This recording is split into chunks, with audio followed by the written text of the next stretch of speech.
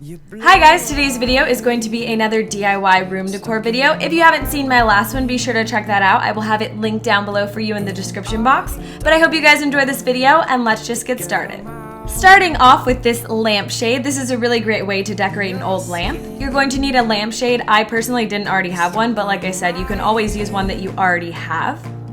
Some scissors, a hot glue gun. My dad was lucky enough to find this at the dollar store and it works amazing. Some glue sticks, I would recommend at least about 10. And a yard and a half of burlap. And lastly, an iron and an ironing board. The first thing you're going to need to do is cover the entire lampshade in a piece of burlap. So you're going to need to just measure it. I just kind of held it up to the lampshade and made a little mark, and then I cut out the piece that I would need in order to fit over the entire lampshade, and then you're just going to hot glue it to the actual lampshade. Next, you're going to take the rest of the burlap that you have and you're going to begin cutting it into strips. Mine are about 2 to 3 inches wide, and these are what are going to make the ruffles on the lampshade. So just continue this process until you've cut all of the remaining burlap into strips.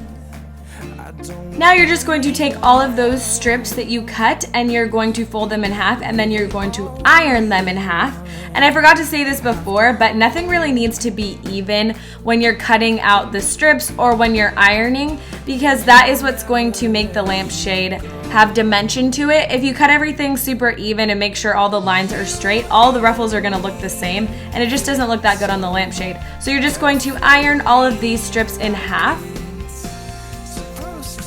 Now it's time to actually start adding the ruffles. What you're going to do is add the hot glue to the crease that you created with the iron, and then you're just going to start gluing on the strips really in any little formation that you would like. Just make sure that you glue each strip going the opposite direction of the one before, and kind of just different ways and directions. That's really what's going to create the design. So you're basically just going to repeat that process all over the entire lampshade. And this did kind of take me a long time. I think it took about like an hour and a half. So I just recommend taking a couple breaks while doing it because it does get a little tedious, but the finished product is honestly so cute. I'm really happy with the way that it turned out.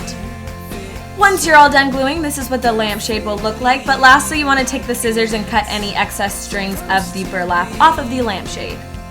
Now you're all done. My actual lamp I got on sale at Target, but they have them at IKEA for the same price. And as you can see, the lampshade turned out really well and I absolutely love it. Next, I'm going to show you how to make this coffee bean candle holder. It's really cute and it smells amazing too. First, you're going to need any glass container, vase, or jar, some coffee beans of your choice, and lastly a candle. I recommend vanilla because it goes best with the scent of coffee. This DIY is super simple, so all you're going to do is simply add the coffee beans to the glass container. Don't fill it up too much because you are going to place the candle in the middle. So now you're just going to place the candle in the middle of the coffee beans, and then you're going to light your candle and enjoy the smell of fresh coffee in your room. The last DIY is this floral Chanel canvas. First, you're going to need a canvas. Mine is 8 by 10 for reference. You're going to need these indoor sign labels, which are basically just sticker paper, and I got mine from Big Lots. You're going to need a Chanel logo printed on that paper. I will have the link down below where I got it. Some paint of your choice. I chose Martha Stewart Metallic in gold. A paintbrush or an old eyeshadow brush. I don't really use this one, and the paint will come off. An X-Acto knife, and be sure to be very careful with this. Some fake flowers. This part is optional if you want to create a little flower border on the canvas. And lastly, you're going to need a cutting board. First, you're going to begin to cut out the Chanel logo in order to make a stencil that you're going to use to paint the actual canvas. Like I said, be very careful with the X-Acto knife. Once you're all done, you're going to remove the center, but don't forget that you also need that little center piece for the Chanel logo. That's very important. That little centerpiece right there. Now you're just going to peel off the back of the label, and be careful because this can be a little bit tricky and we don't want to rip the stencil. Now you're just going to take that stencil and make sure that you get it nice and centered on the canvas. This may take a few tries, but once you do find the exact spot you want it, go ahead and press down. And just simply repeat the same process for the centerpiece of the logo as well.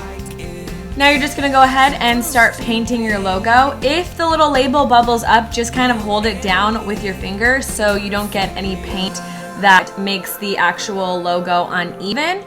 And then you're gonna go back in and paint on with a second coat of paint.